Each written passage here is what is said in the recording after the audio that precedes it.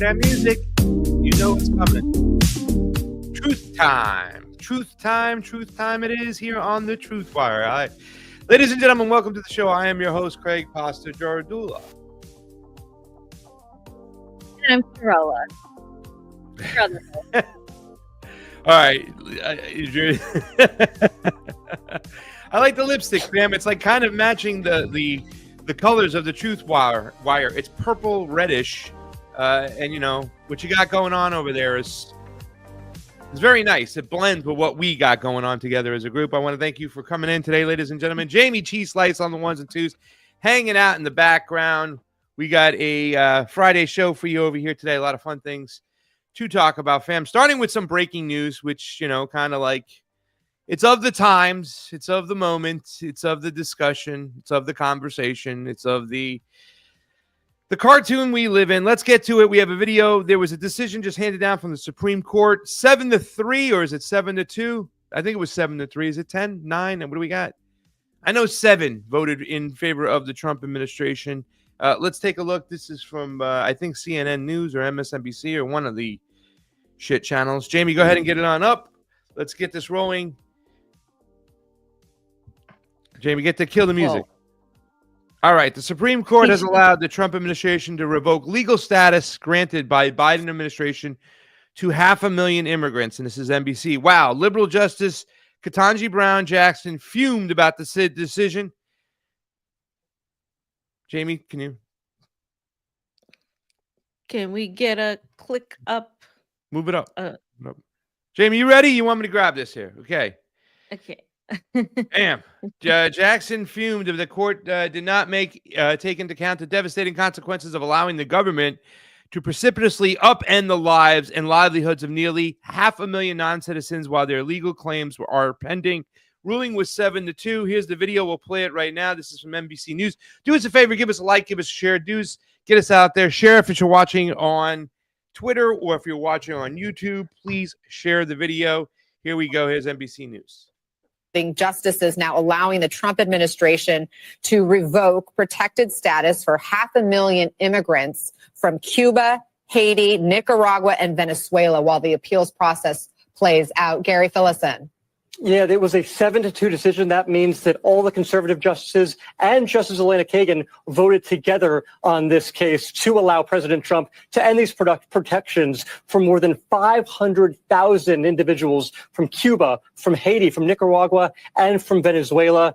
Justice Ketanji Brown Jackson and Justice Sonia Sotomayor dissented in this opinion. They said, quote, "It undervalues the devastating consequences of allowing the government to precipitously upend the lives and livelihoods of nearly 500,000 non-citizens while their legal claims are pending." Now, this all become Homeland Security Secretary Kristi Noem had been seeking to end this Biden-era program that allowed these individuals from those 4 countries to live and to work in the U.S. for up to 2 years. And now it was that 2-year deadline that the Trump administration was unhappy with and was trying to move up and to get these folks out of the country. Now, in terms of what is going to happen next, these individuals are going to have to find another reason to be in this country, another legal reason to be in this country. That could come via a student visa. That could come via a different type of work visa. But it has to not be through this program, at least while appeals are underway. Now, this could, of course, change, right? Because the appeals court could reverse what the Supreme Court has said here,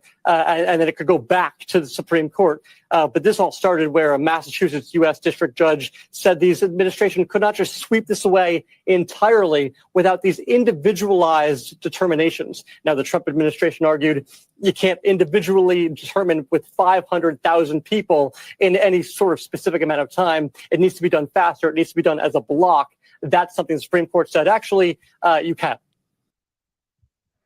So, fam, I'm wondering if these countries that are listed, they are Nicaragua, Cuba, Venezuela, which we knew, right? Okay. But now Haiti gets thrown in there too as well.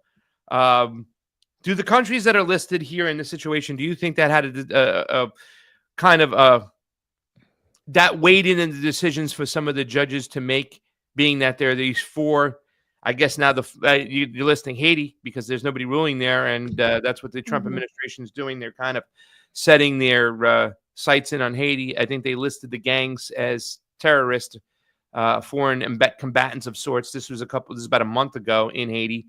So do you think the countries that are listed matter? What do you mean? To matter to whom? To the decision making of the judges. Like, Oh, I mean, the fact absolutely. that they're considered like adversary countries, like, that made it easier for them to go, yeah, and I'm going to point something out after that. But I think the countries that are involved, the 4 countries from the migrants from those 4 countries, I think they made a huge difference on the judges making this decision, going, yeah, you know what? I think they have less rights than more adversarial countries. When we're sanctioning all these countries right now, right? So it's like, all right, sure, go ahead. It's kind of like the epitome of hypocrisy, because every single one of those countries we've mentioned, we have intervened in on multiple occasions. We have overthrown their democratically elected leadership.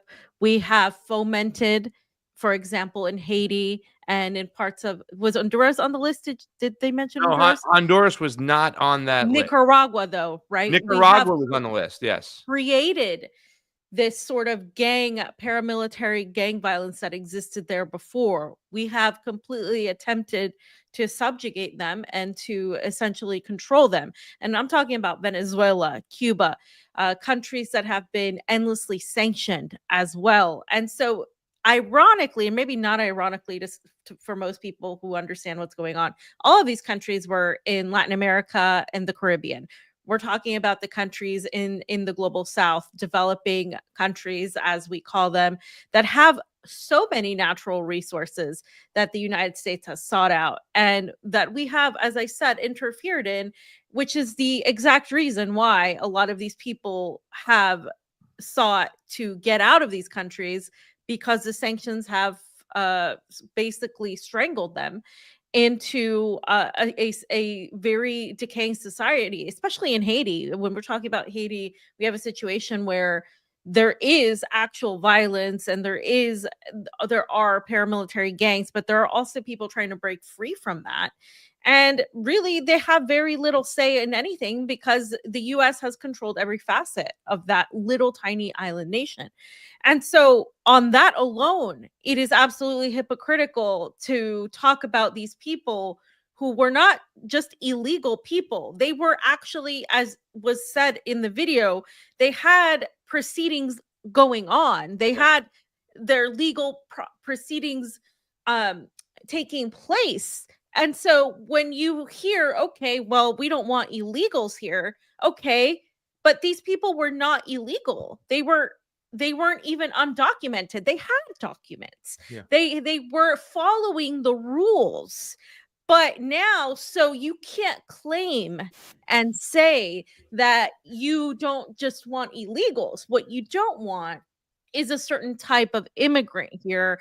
And I obviously think that that's not even the main thing. I think that that's what's being used to foment this divide that we've constantly talked about on the show between, the regular Americans who have lived here, multiple generations, and the new people trying to come in.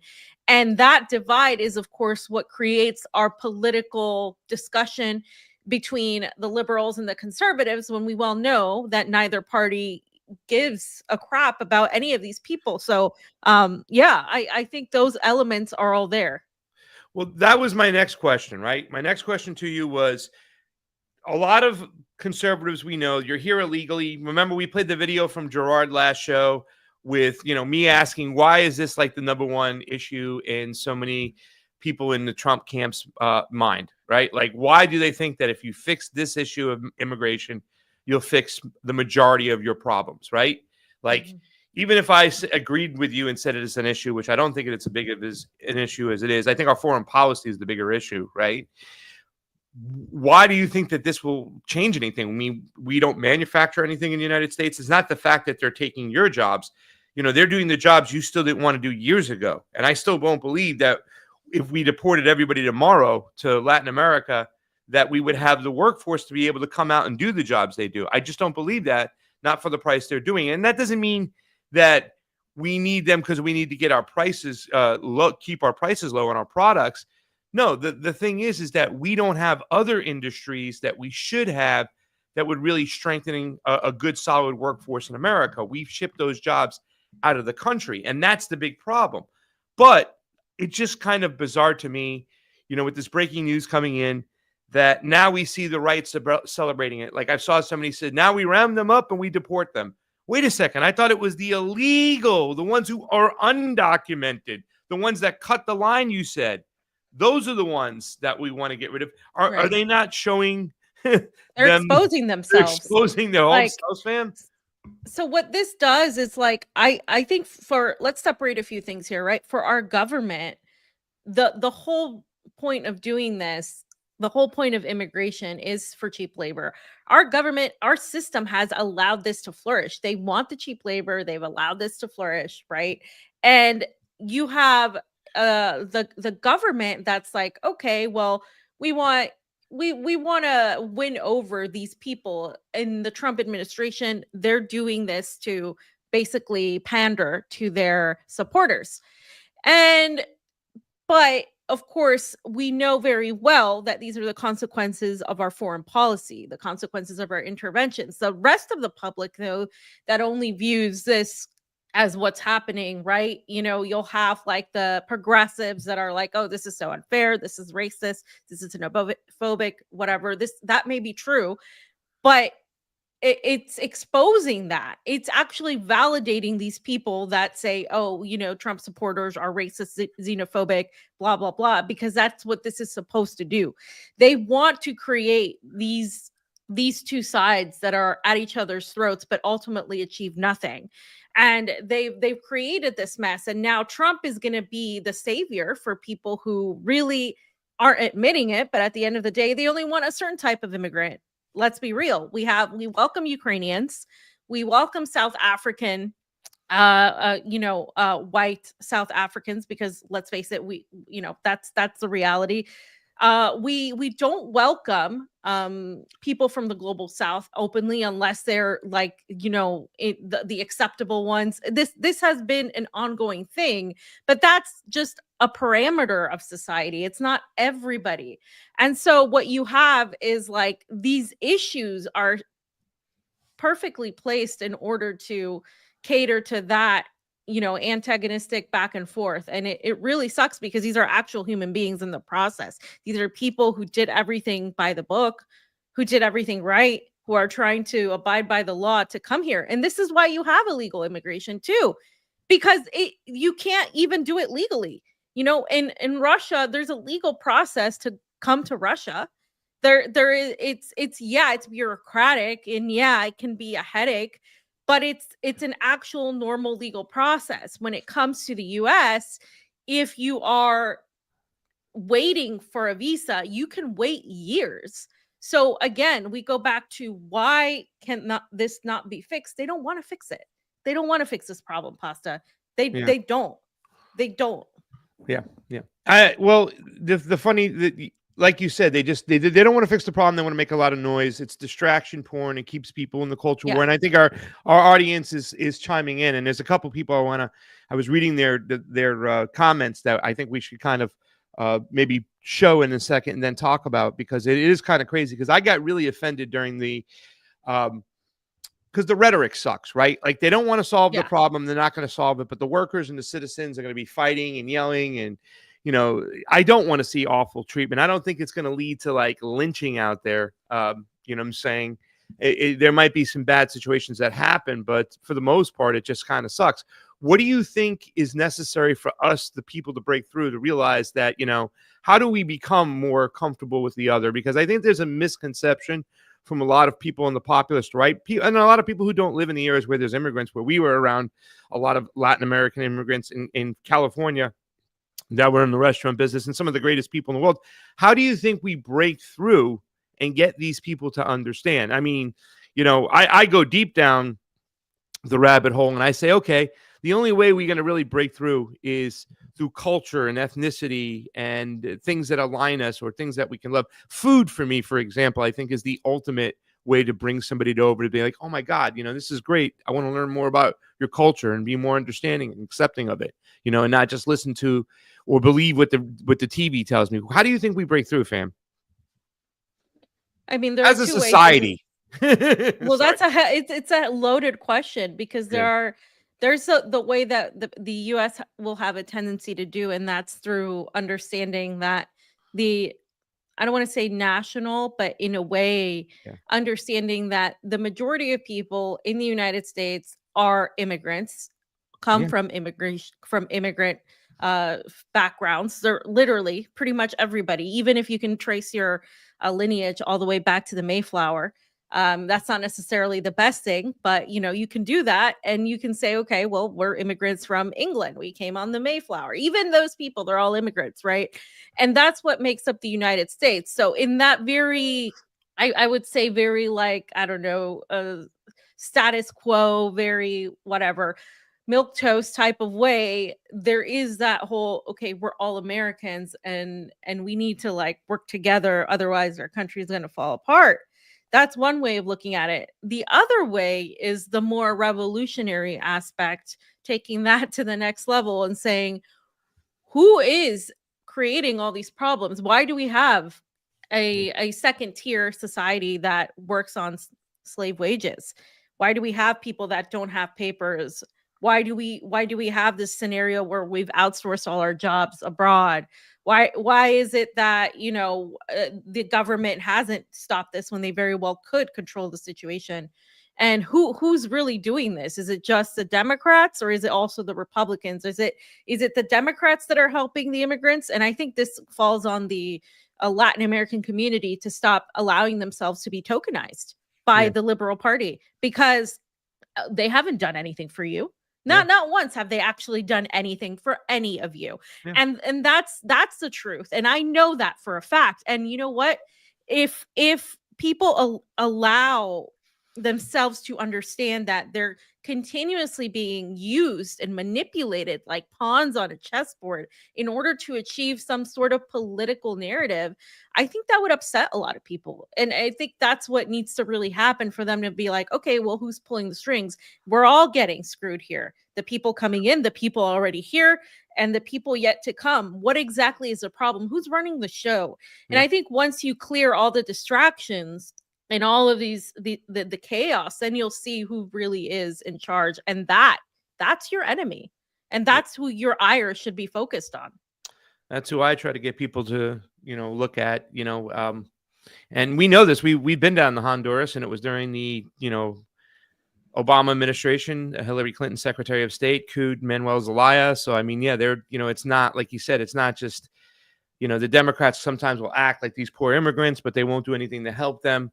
I often remember the Haitians at the border with the whole situation where they were just appalled that they were getting whipped, but they were all okay of them being put back on a plane, deported back to their own country, and they were trying to escape their own country.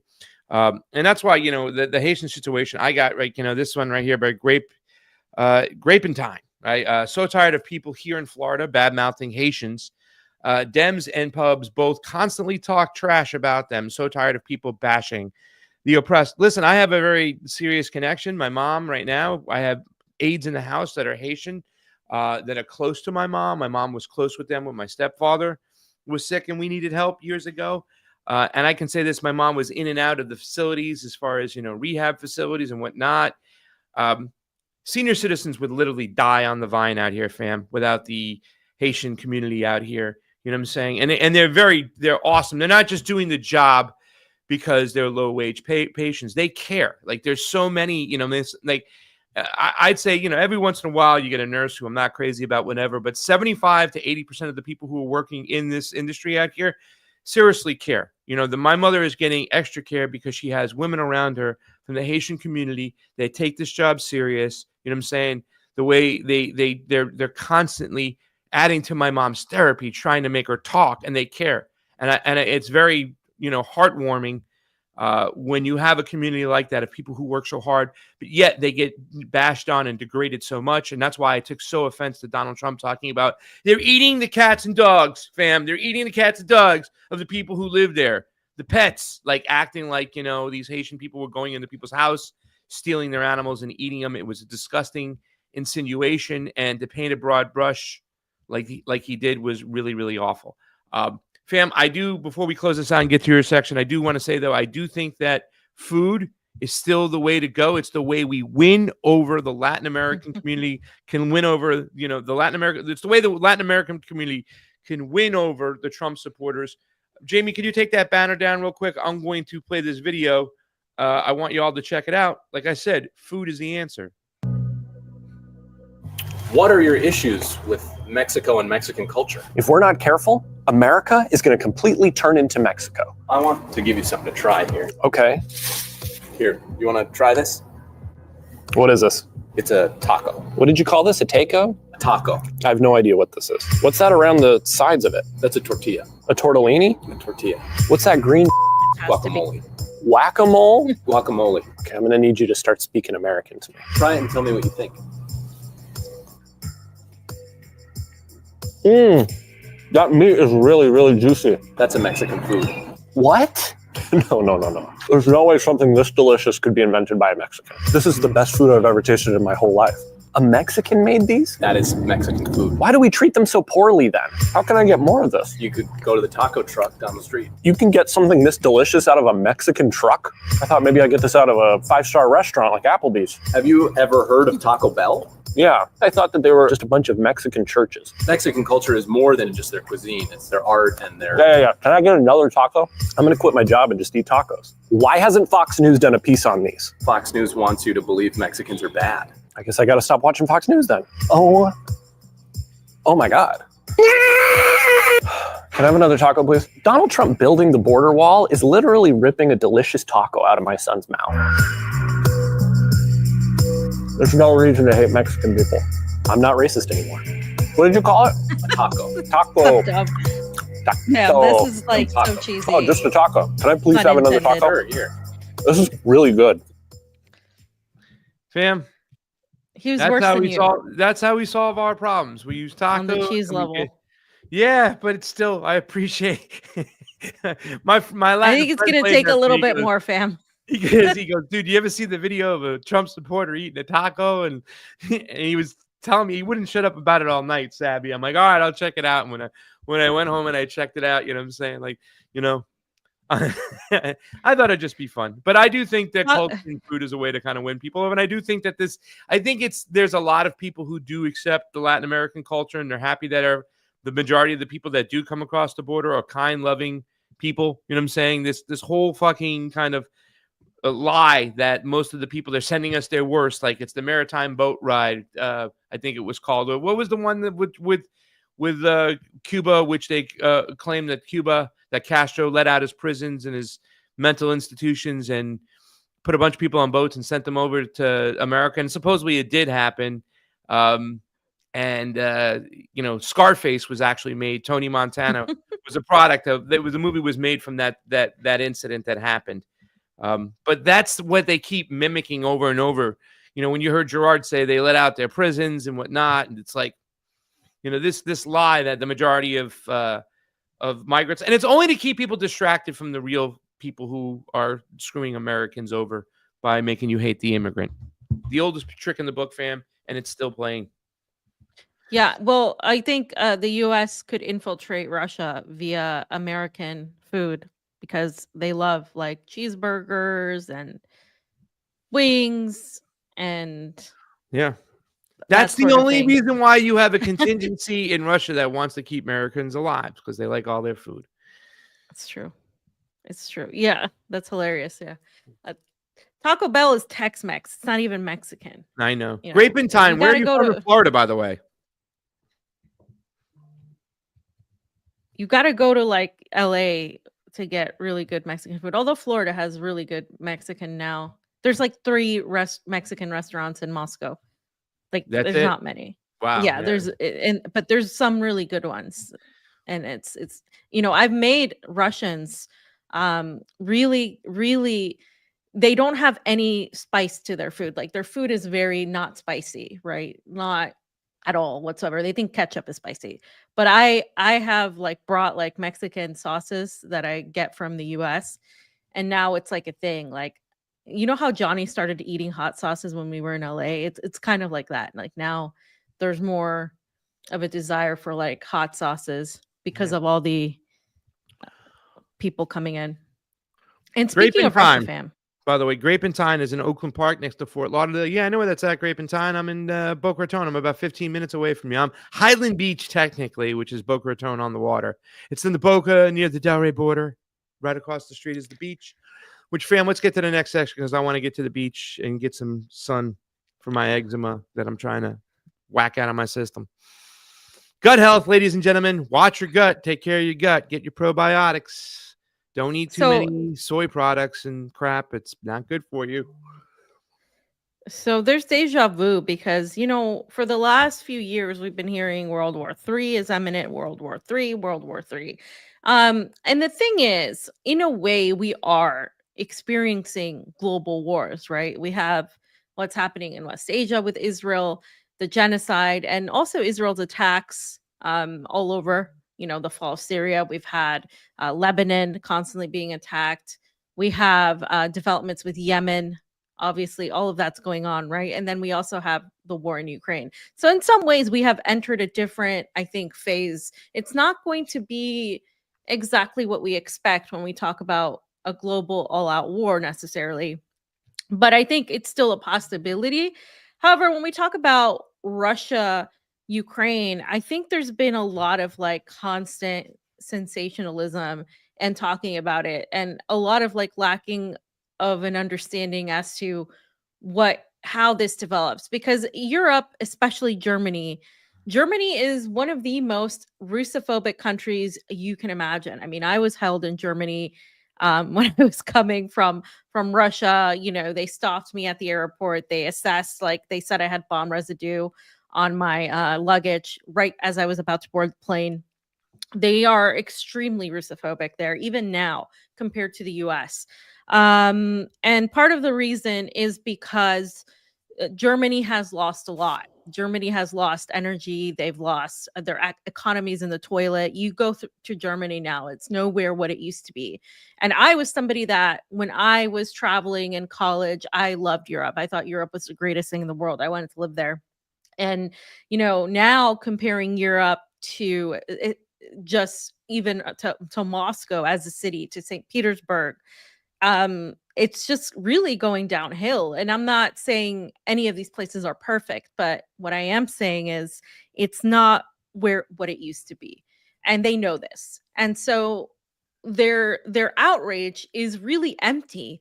The Taurus missiles, which are the missiles that would be given from Germany and have been pretty much threatened and have been pretty much there to Ukraine, cannot be operated by Ukraine. They can only be operated by Germany. So when Merce made these allegations that there were no more restrictions anymore from the European Union on Ukraine and including the US, I think he said, it became this whole thing about, oh my gosh, Russia's going to strike Germany now. This is all going to happen.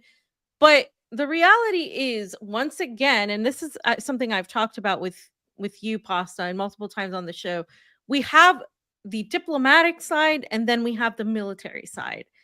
And the military right now has been conquering city or liberating city after city. They have been pretty much taking what they have set out for themselves to take, their objectives. Right now, Sumy is the area where they have been advancing in. And this hasn't stopped, because even though we're still going to have the Istanbul talks, you are in a war and you're going to continue because nothing has been decided upon. So this is a completely normal situation. This is how situations develop.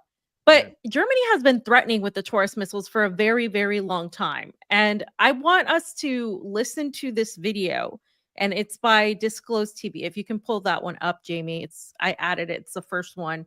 And I want us to listen to this because what he says is made to be antagonistic. Is it subtitles, fam? Yes, it's subtitles. So what we'll do is, sure. Jayme, make sure you lower the voice, and fam, you read it as it's going along, so people who are just listening out there. I'll try as long as they're not like one of those super quick subtitles, right? Well, you know German anyways. You're like, Okay, make so sure you lower the volume too, Jayme. Yeah. So he says, and Pasta, I will ask your thoughts on this Sure. as soon as we're over. Okay. Okay, so he says there are no longer any range restrictions on weapons supplied to Ukraine, not from British, not from the French, not from us, not from the Americans either. This means that Ukraine can now also defend itself by attacking military positions in Russia, for example.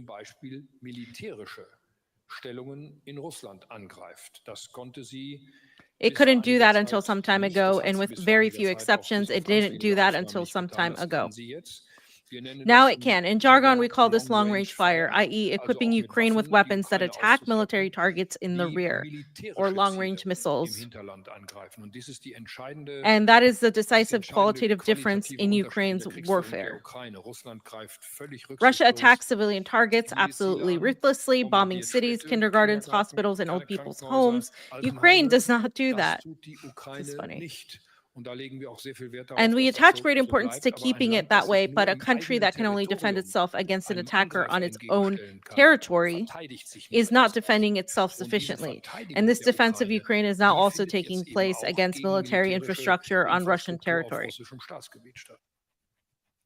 Okay, so a couple of things here, Pasta. Even if Germany gave Ukraine and pretty much did everything for Ukraine, because like I said, Ukraine can't use these missiles without Germany. Would that change the course of the war?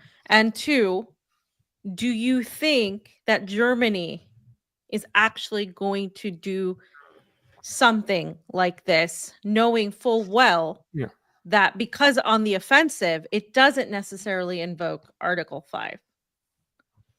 Well, listen. First of all, I think that they've been doing stuff like this for a while. We've seen enough evidence going on. I mean, even that was it the New York Times article with the United States, how they manufactured the war, how they were pretty much stating that Ukraine has been nothing but a proxy. So I think the Russians understand that they've not only been getting help military wise from the EU and NATO countries, but the West as well. You know what I'm saying? So I do believe now at this point there is a contingency in the NATO countries that want Russia to take Ukraine completely, and they're trying to do anything they can to provoke that, because that would justify a buildup of NATO, that would justify moving people into the next part. You know what I'm saying? If you really want World War III, and there is a group of people out there, globalist style, that make a lot of decisions, they can use a little bit of an ethnic cleansing of the whole planet of people that they don't want, the useless eaters. So, I mean, I believe that now. Otherwise, I wouldn't believe the actions that the West takes, because they're just so ridiculous over the top. But I don't know. I think this is getting to a point where they're trying to now kind of poke Russia to take Ukraine completely. Because at the end of the day, even with all the territory that Russia is gaining, and now they're talking about getting a buffer zone from the north, that's going to be coming in, right, with this big buildup and surge that the Russians are going to have, because they're going to have a lot of forces. Because once again, Russia is not having a hard time recruiting people to join their military. There are people who believe, the majority of people believe in this fight. They want it to end, but they believe in the fight. Ukraine is trying to kidnap people, beat them up, throw them in vans, and send them to the front line. It's a little bit different. So this surge is definitely coming. There's going to be a buffer zone in the north, but it seems like now the EU and the NATO countries are trying to, along with the West, they're trying to provoke Putin and the Russian Federation to take Ukraine, period, because that would give them everything they want financially, especially the military-industrial complex, as far as sales, buildup, maneuvering into that area. You know what I'm saying? It would keep the World War III in Europe threat alive. And now they can have it in the Middle East. They can then eventually, when they get that set, move it over to China. You know what I'm saying? They can get it everywhere they want to. Oceania, is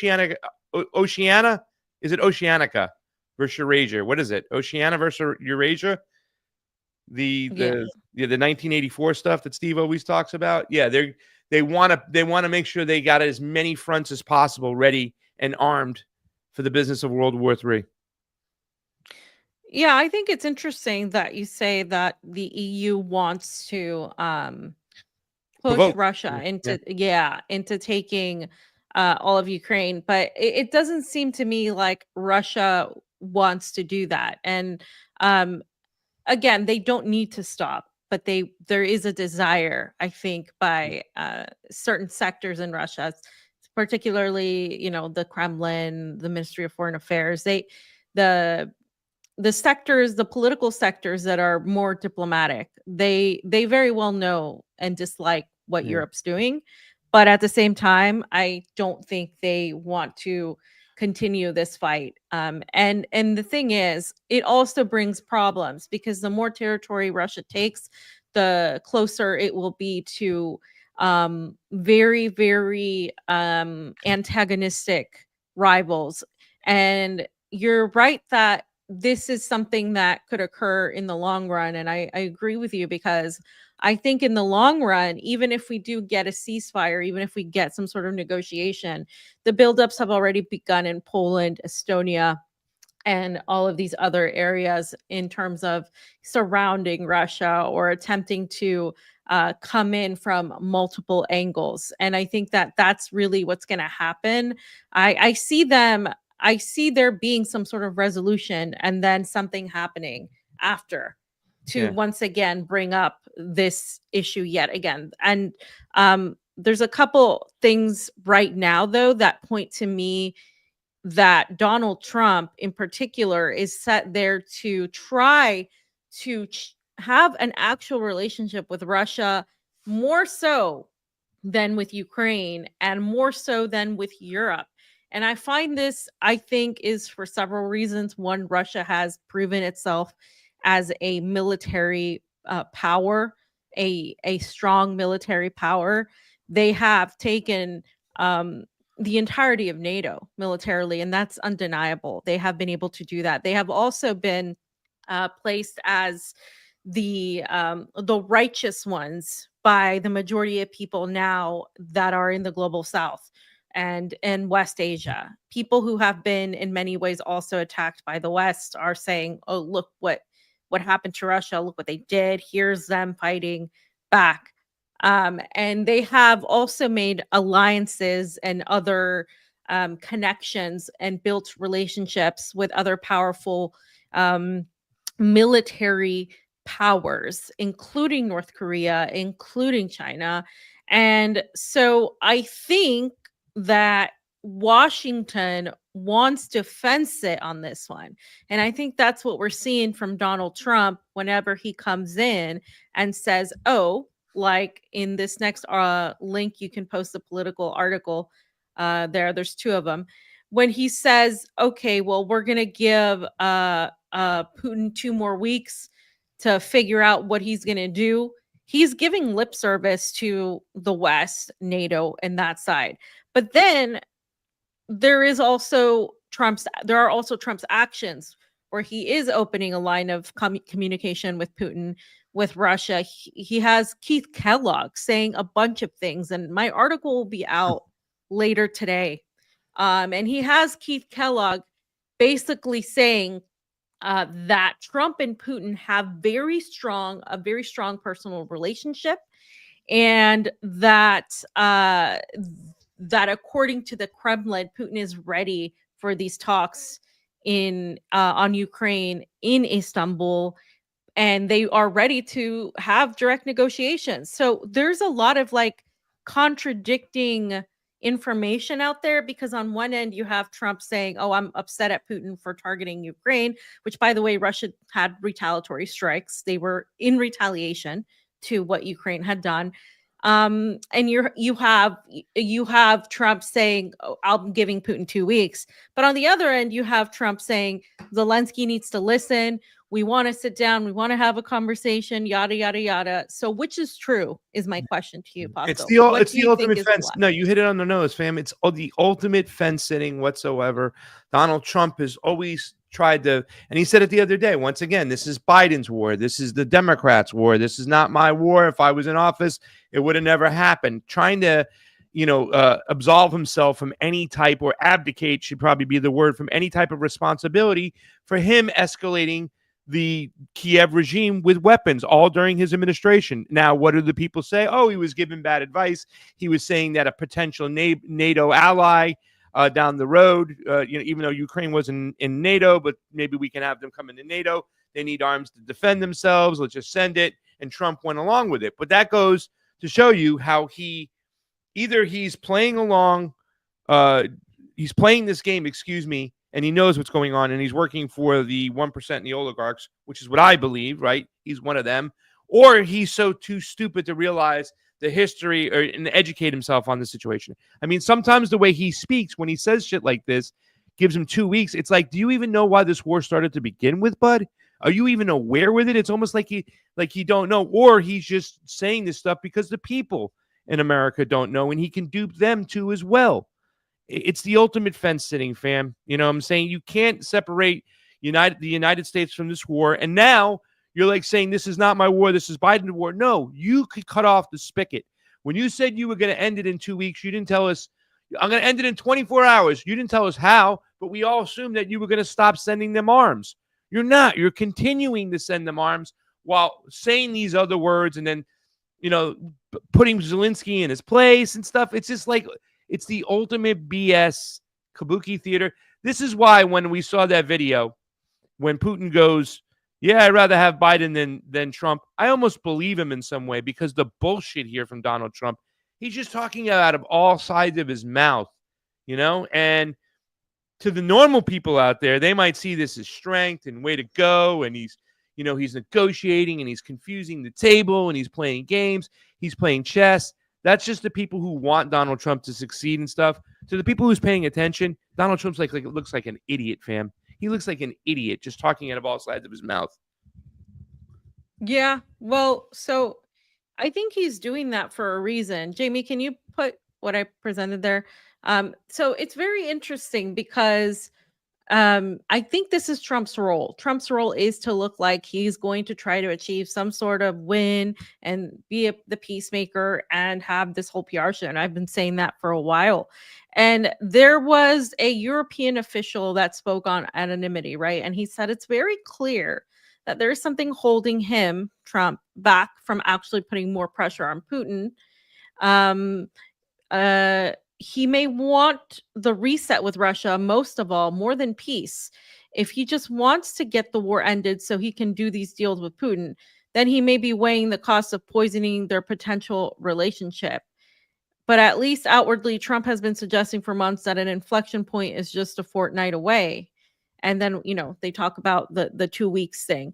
So it seems to me that that there is, based on the back channels and talking constantly, by the way, talking about economic possibilities between the US and Russia, that the US is also interested, at least for now, in maintaining its relationship with Russia more than it's interested even in maintaining its relationship with Ukraine and with Europe, because because I think for those reasons I stated about Russia, but also because it's convenient for the US to look like, even though they're the architect of this whole thing, to look like they're trying to bring in some sort of closure to it, right? Even though we know that that's not necessarily the case. And the other thing that people aren't really talking about are here in Moscow, the communications chatter between US companies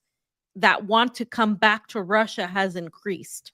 Yeah. So not just McDonald's, but I'm talking about in general, Western companies that are trying to come back to Russia and are now negotiating potential returns to Russia. Nobody's talking about this. This is an economic world we live in. Money talks, money drives everything. It's the economy, stupid.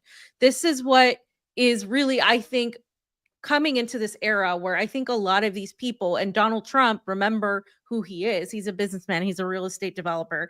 He's coming in and he's like the perfect person to kind of pull this off in a way. And this is what I think the intelligence apparatus is thinking, because there is a desire from the West, especially the United States, to come and do some sort of business deals with Russia.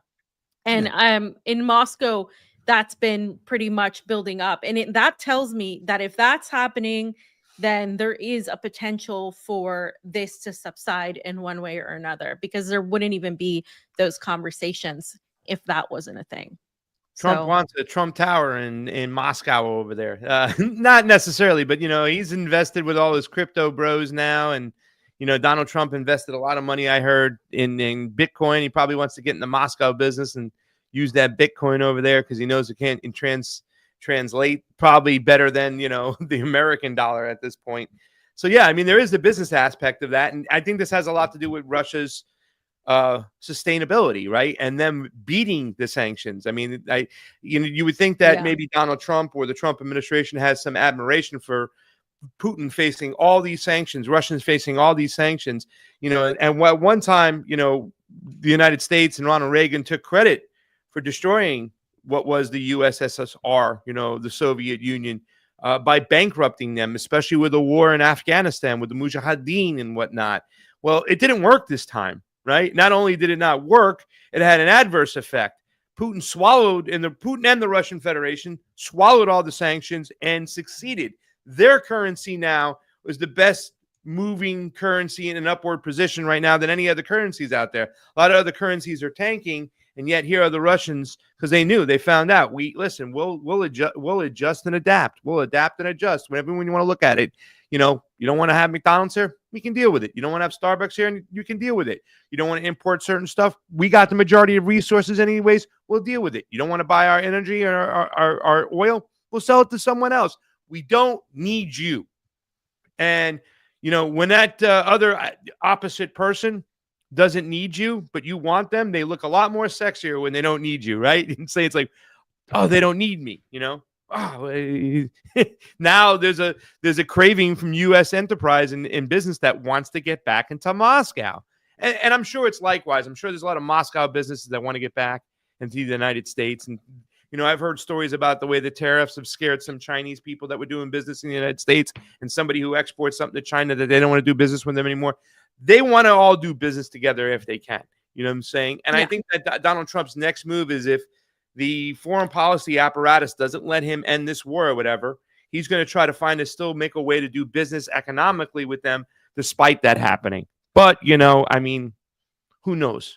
I thought the business interests were so desired by the West and Donald Trump that he would find a way to end this war and they're back to business, everything, media, all those other companies. But that hasn't happened yet, and I don't know what's going to happen right now. We are completely now in the dark hole, where I think we all thought this war was going to end no matter what. I mean, I think a lot of people thought it was going to end a lot sooner than what it is. And even if these negotiations follow something, despite Zelensky, despite, NATO, it's going to take probably a year, even if they agree on everything. So, this is not something that can just be done overnight, I think, unless there's like something else going on that we don't know about. But they are, a Russian delegation is set to go meet in Istanbul for these new round of negotiations with Kiev. And that's going to happen on June 2nd. And that was confirmed earlier today by Dmitry Peskov. So that is literally in about 3 days. So we shall see what happens, if anything happens out of that, because again, I do see in good faith that Russia does want to end this. And I also see that the economic pragmatism is what's driving a lot of the back and forth between the US and Russia. There's like a desire to just move ahead. And you can even see that with the US relations with China. There is more money to be made by having this relationship, even if combative and like a frenemy type of relationship with both China and Russia for the US right now, than it is beneficial to go to war and basically destroy the economy. Because a few people would make money. We're talking about the defense industry, manufacturing industry, but overall, if you blow each other up, where's your economy going to go? And I think we're entering into an era of this pragmatic approach that a lot of people have confused with an ideological approach. It's actually a much more pragmatic approach coming from China, coming from Russia, where they're looking at their growth and their countries and how they are developing, and they're looking to expand their interests. And that's why I see in that diplomacy, it's not just a diplomacy based on ideological standing, but rather a diplomacy based on pragmatism and real politics. So I think there's a huge missing sector on the discussion of Russia, Ukraine when it comes to economics, and how much of this is driven by economics, especially as it began from the West. So yeah, that's pretty much it for that section. I think we'll be watching to see what happens. There's a lot of things that are said about Putin from Trump. There's a lot of just back and forth, and I think we need to watch how that develops, as well as watching how things develop also in West Asia, because like I said before, there are new alliances being made. There's new things happening in the Middle East, as we call it in the West. And, that's something that I think needs to be looked on, especially when people talk about multipolarity and all these sorts of things. There's a lot more that goes to that. So, fam, are we ready for the next section? That's the Susie Shannon section. Can I play a video since we're talking about a lot of the things we're talking about? Hold on. Here, I'm going to play real quick. Let's play this video real quick, and then we'll play the Susie Dawson interview, guys, because, well, first of all, talking about the Susie Dawson interview. Well, let me play this first real quick. I'm gonna since we'll stay on point, since we're gonna play the Dawson video after, but this is a newest clip from Johnny Tsunami that we just clipped out. I want to play it. Take a look, guys. Bring it on up, because we've been talking about a lot of these things. We've been talking about the United States empire. We've been talking about what's been going on. We didn't spend too much time what was talking on in Israel today, which is kind of crazy. A lot of people are going back to play that AIPAC leaked video. For some reason, I think it just got caught on with some of the right wingers now about, the AIPAC CEO bragging that he owns pretty much Marco Rubio and Waltz and all these other people, and he shapes their foreign policy. And that's still going on, and I mean, I don't know if you saw the Matt Ho overlooking like at an observation deck at Gaza. There's really some hardcore things, and it was like literally a couple miles away from where the battlefield is. They had all these Jewish students to go look that were pumping their fist, and they were having a barbecue. It's just disgusting stuff that's going on every day. There was also a filmmaker who got her film into the Cannes Film Festival. The very next day, she was bombed by the IDF. Her and 10 of her family members, I believe, were killed because she got in. She was truth-telling, a journalist, a movie maker, and it's crazy. But, as the empire still continues, we talk about this whole friggin' Greenland thing and whatnot. Let's play this quick video. Once again, this is a pilot I shot called Wake Up America, right?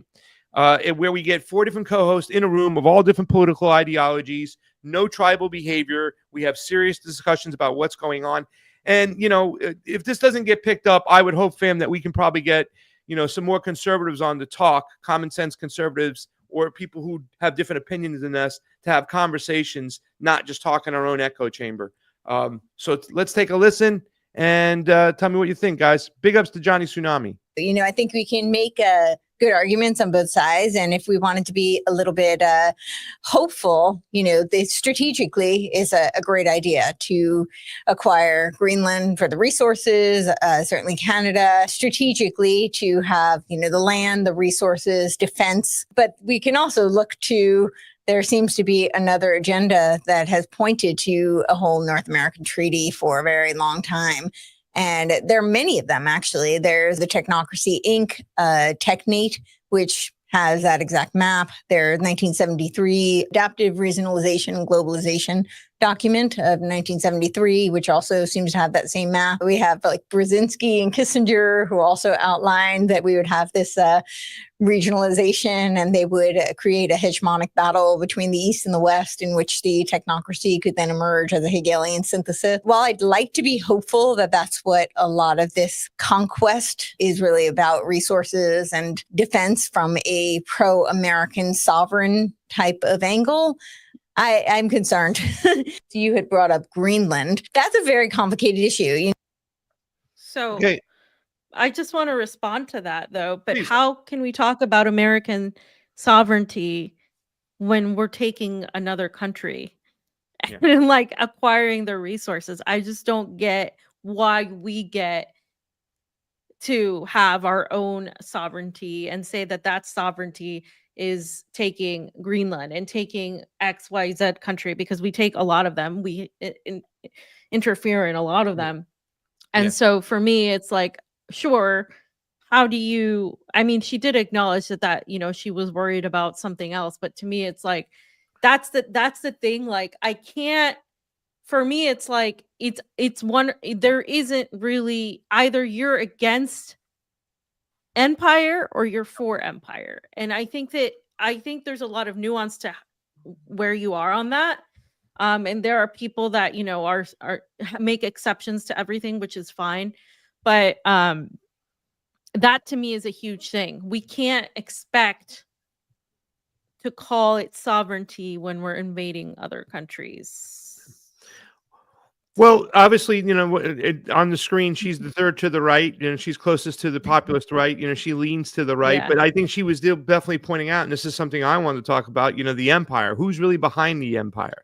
You know, she didn't mention the Club of Rome had that same map where we acquire Canada, Greenland, get down in like parts of Mexico. And, you know what I'm saying? I have this block, and she kind of said it where we talked about in the beginning of the show, right? Oceania versus Eurasia, where, you know, this is set to be something else, you know, a little bit more. And these are moving of the chess pieces. So when we talk about the empire, we say who's really behind the empire. It's not our elected officials. It's not Donald Trump. There are people who sit above them that make these decisions. And that's something I think that's good to incorporate into the news today. That's why I have a truther in that panel, you know, as one of the 4 co-hosts, because we could talk about those things, you know. I mean, she kind of pointed out, she leans to the right. Yeah, it'd be great to acquire those resources. In that particular episode, too, we have Daniel McAdams going, what resources am I getting? When you say we acquire the resources, you're not talking about us, we the people. We're talking about the 1%, the fascist corporatists. They're going to control the resources. So we need to stop looking at it like we as a whole, United States people, its citizens are going to benefit from those extra resources. We're not. And a lot of conservatives always look at that and say, oh, yeah, we're going to benefit from those resources. Who? Where are my resources? So, it's contradictory, because if you think that there are other people in power controlling them, then what makes you think that they're just going to let that go to benefit you? It doesn't make sense to me. Okay. Let's go ahead. So yeah, let's just go ahead and it's not, would you stop with the Susie Dawson. misnomer? I know. My bad. Jeez, pasta.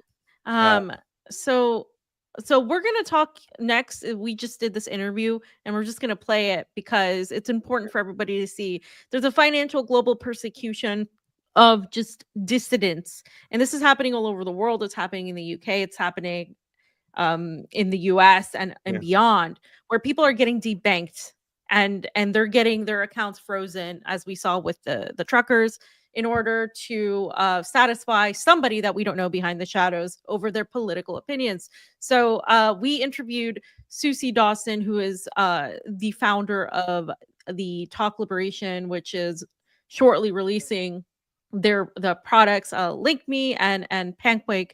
And we had a very in-depth conversation answering everybody's questions as to what's going on, why it's taken so long, what's the issue here, what's been going on, like who are you, and all of that sorts of stuff. So let's go ahead and just play that out. Well, let me just say this now. much too really quickly though, fam, before we play it out. This is also, we have to think about this, because exactly what she is promoting in Panquake is something that is needed for the public square. We have a controlled environment right now, narrative management on Twitter, YouTube, whatnot.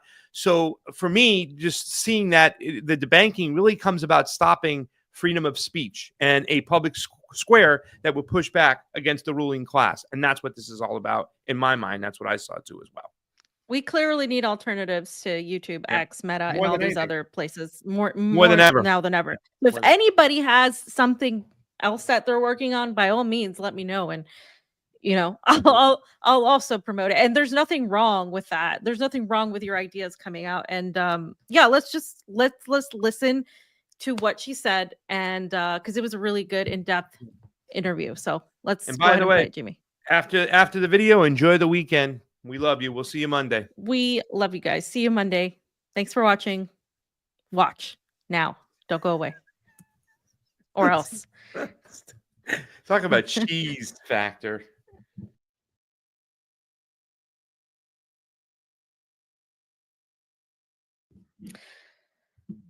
All right, so we're going to bring in our guest. And one of the reasons I wanted to further talk about this is because there is a gigantic global trend on the issue of debanking and the issue of financial persecution. Fam, and we very well know that when it comes to, for example, independent journalists and independent media and anybody that's a dissident, if you are financially throttled and if you are financially squeezed, you become incapable of doing what you need to do, whether it's your journalism or what other projects you may have. And we've been affected by the censorship. We've been affected by the dethrottling.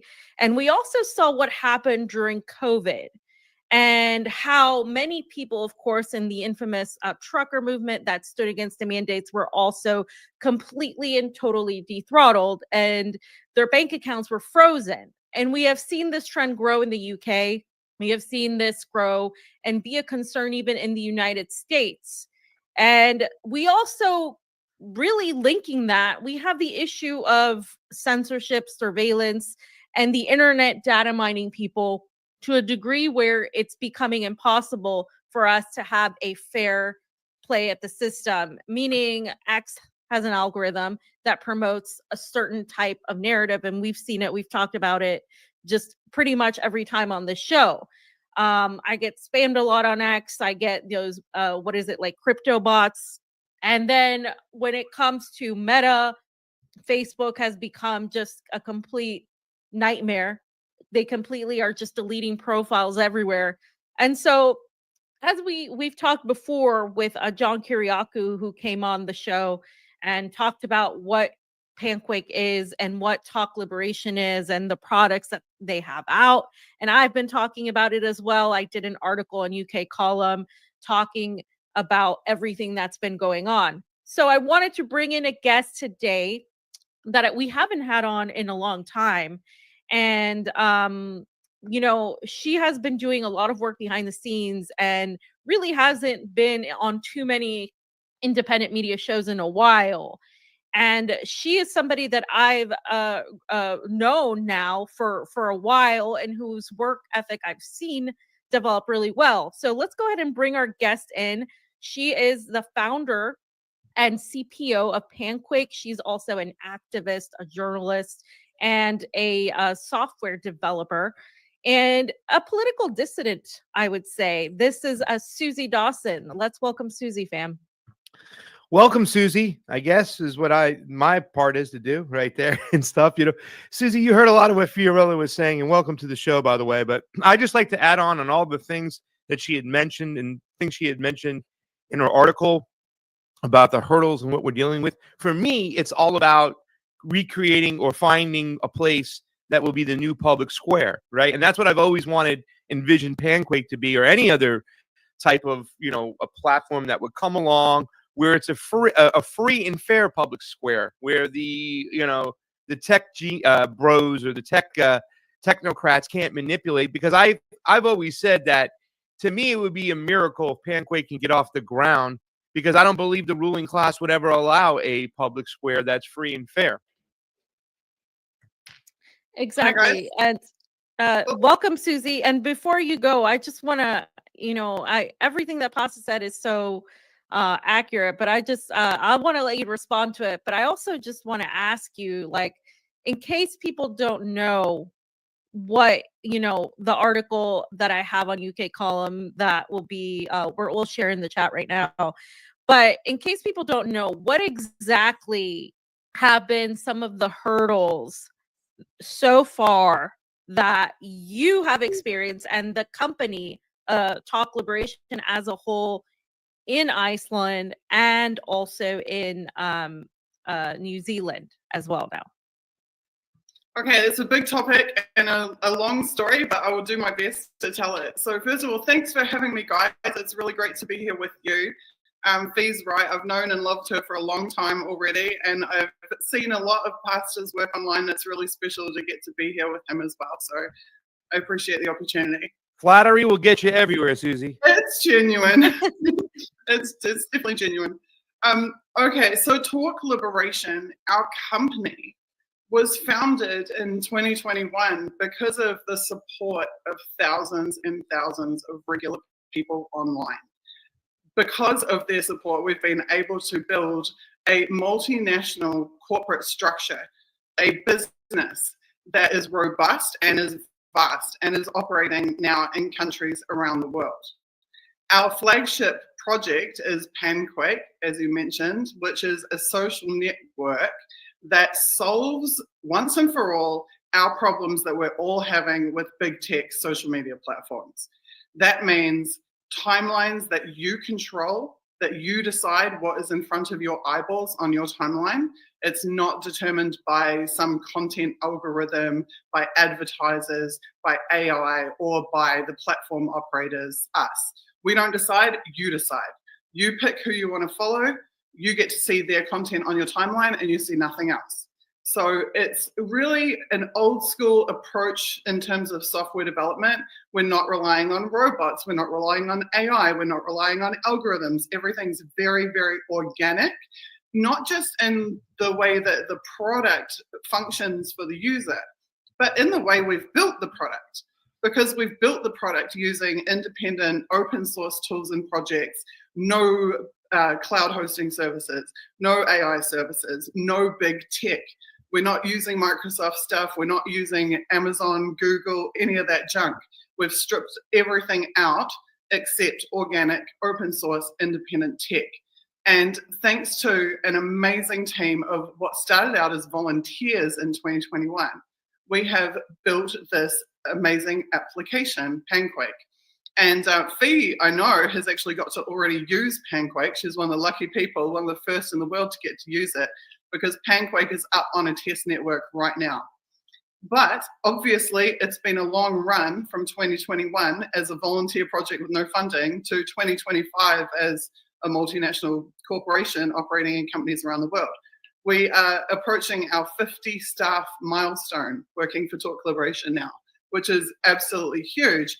And we've been able to successfully obtain funding because what we've built is so rock solid and so great and so obviously valuable to consumers around the world. Panquake is a subscription-based application. It's $5 a month for anybody, any subscriber. We do not allow paid advertising on the platform. Corporations have, it's like a level playing field. Like corporations who want to use Panquake for advertising have to get a regular account, pay their $5 like everyone else, attract followers to actually follow them in order to be able to see their content. They can't use money to get ahead on our platform. Joe Blogs down the road has got the same ability to build a following and obtain reach for his content as, you know, some oil company or God knows what government does. So it's all about that level playing field, about bringing actual, genuine grassroots democracy to a social media platform and giving everybody a fair go at being seen and being heard and being able to communicate. And obviously this is inspired from my background as a human rights activist. We believe in human rights, and we believe that human rights should be embedded in the platforms that we access and that we use. Right now, the status quo situation is that you have to give up your human rights when you use a platform, and it should not be that way.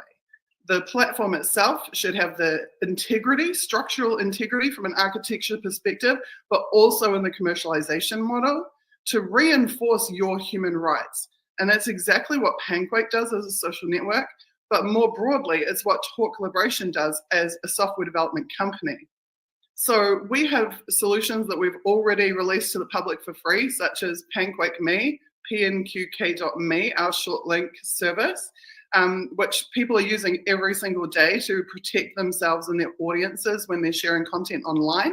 because it strips out all the nasty Google cookies and everything else that gets put into links to track users and gives you clean, short links that you can use to share with your friends and family without participating in spying on them or capturing their data.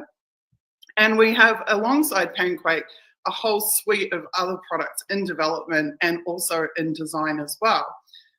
We actually have 5 products. We've only talked about 3 publicly, and I'm not going to talk about the other 2 right now, but we actually have 5 products in our stable already. And our organization has been built every step of the way with a very long-term view in mind of being able to develop products for normal, average, everyday consumers, but also for businesses as well, that take the same ethics and moral compass of Panquake into different areas of life. So we want to make the internet a better place more broadly and a safer place for people, one that doesn't spy on them and doesn't track them and doesn't monetize their data and sell it off to people. But we also want to change the ability of people to do business with each other and participate in commercial activities also without capturing user data or participating in the nasty side of big tech. So we're kind of trying to make an ethical Microsoft, to be honest with you, or an ethical Oracle. We want to be able to develop one day browsers and operating systems and other types of software, even beyond just the social media realm, and have them be able to protect the users who engage with the products rather than exploiting them. Nice. And by the way, ladies and gentlemen, that is big tech out there, not big tick. She's talking about big tech out there. Just so you know what I'm saying? Yeah, we need the American E in there rather than the New Zealand E. Yeah. Fam, do you want to go ahead? Or you want me to ask some questions? No, go ahead. Go ahead. Well, okay, so I mean, everything you say we're jiving with, and there's a lot of people out there who've heard a lot of this stuff for quite some time. Now, the first avenue of questions I want to ask you, or what I'm saying, is going over the hurdles, because I don't think that anybody out there, I think most of the people who've heard your spiel, your pitch out there before, what you see Panquake becoming, what it is, what it can be, they're cool with that. But a lot of people are a little bit frustrated that the product itself hasn't come out, right? Like, no matter, I've said, regardless of what you've heard, we can talk about Susie, we can talk about the product, we can talk about whatever, why it's taking so long. At the end of the day, if it comes out and it is what she says it's going to be, all is forgiven. Nobody cares anymore. But at this point, there's a lot of people who have made statements. They're like, no, it's Scamquake. It's never going to come out. I know a lot of these people, they aren't trying to do what you're trying to do. That's why I'm not so critical, because I'm not trying to do and start a whole startup of a public square that could be something special and something we desperately need. But I am one who's a little bit frustrated and a little impatient at this point. Like, come on, Susie, is this going to happen? Stop teasing me. When is this going to happen? When can we expect it to come out? How can you address your critics that are saying it's never going to come out? This is just a whole nothing ball. Well, the first thing I'd do is actually kick it to Fiorella, because she's logged into Panquake, made a Panquake profile, posted on a Panquake timeline, interacted with other people on Panquake, and has seen for herself that not only does it exist and it's real, but it's pretty freaking cool. Yeah. So that'd be the first thing. So yes, we did build the product. Yes, the product is everything that we promised it would be. It looks like we said it would look. It functions how we said it would function. In terms of delivery, we have a track record of delivery. We've delivered open source code bases, 2 of them so far.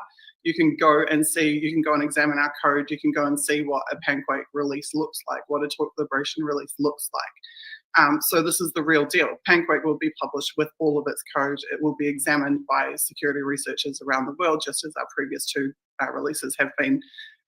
So again, that becomes self-evident. As to why it's taken so long, yes. Unsurprisingly, we have had every conceivable thing thrown at us in the last 4 years. Yeah, there's been people, if they are in fact people, online 24/7, posting 200 tweets a day, claiming that we've never written a line of code, which is obviously ridiculous. We have had the smear campaigns. Every single person I ever know or talk to or have interacted with has been bombarded with ridiculous, insane smears about me and my organization. That's kind of par for the course, I guess, these days. But then we had Twitter themselves wipe out all of the Panquake Twitter accounts, including like our entire initial following from our initial campaign, suspend them all, then unsuspend them, and then permanently ban them all for no stated reason. So that was a real pain in the butt in terms of being able to effectively communicate with our audience.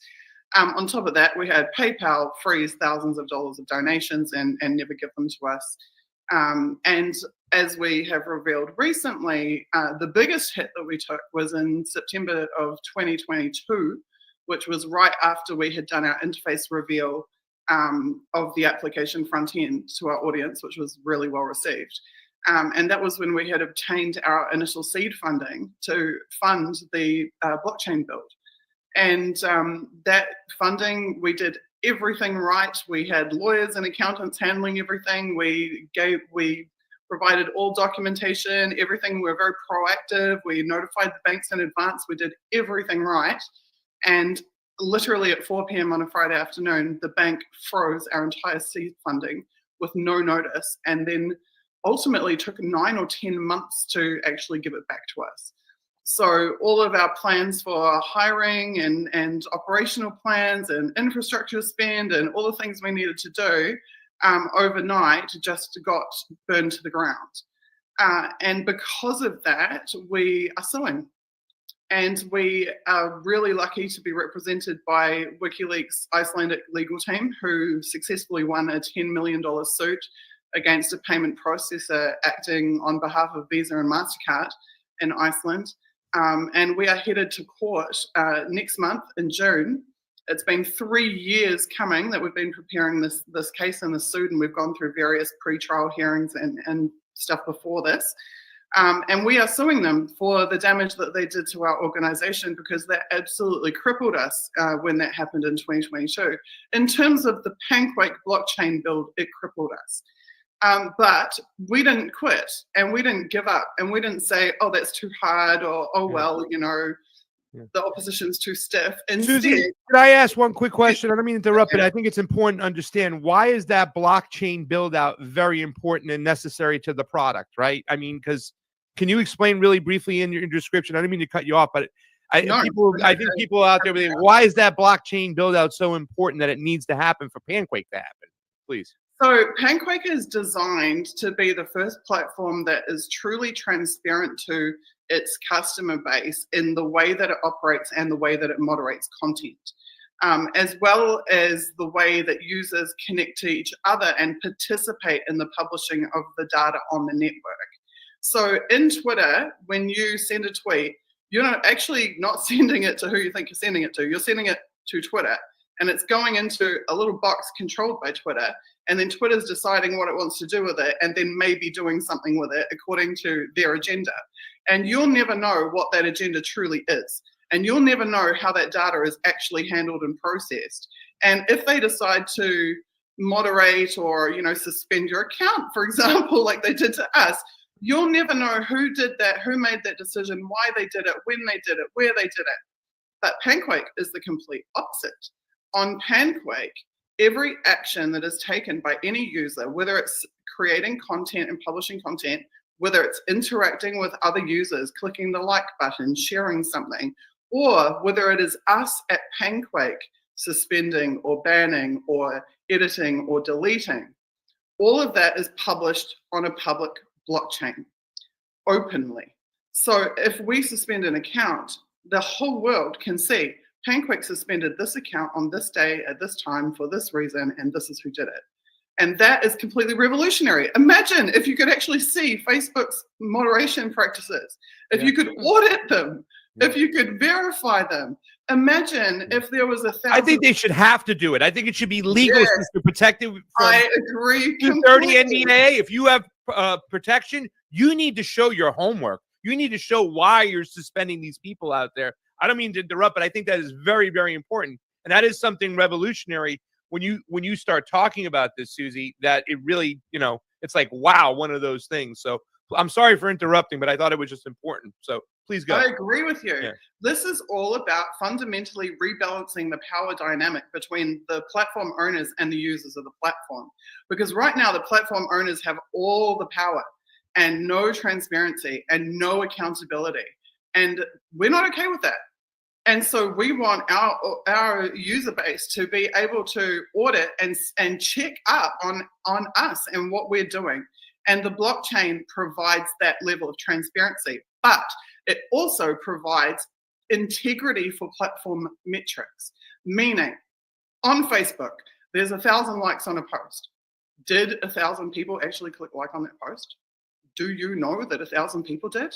Do you know that maybe it was like 50 and they changed it to 1,000, or maybe it was 100,000 and they went no and put that back to 1,000? Yeah. Same thing on Twitter.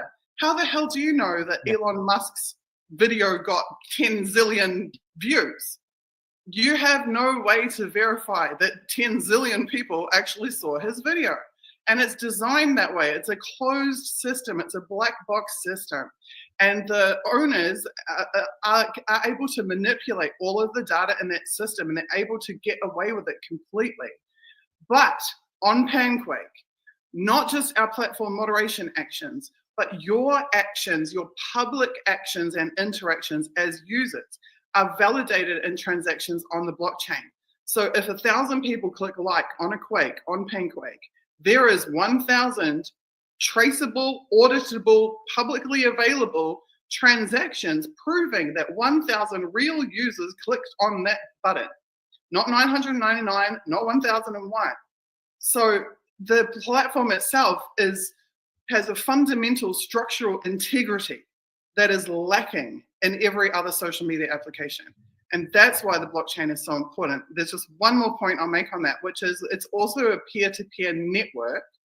And every user who's connected in the network, kind of like a mesh net, transmits data back and forth to each other and shares copies of that data, which means that it's not coming to us. So I just said to you before, when you connect on Twitter and you send a tweet, you're actually sending it to Twitter. Well, when you send a Quake on Pancake, you're not sending it to Pancake.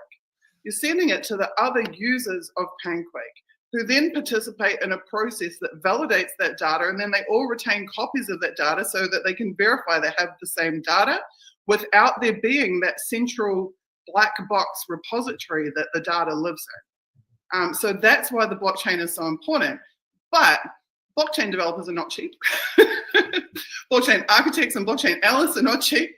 And losing all of our seed funding like that, put a big hole in our plans.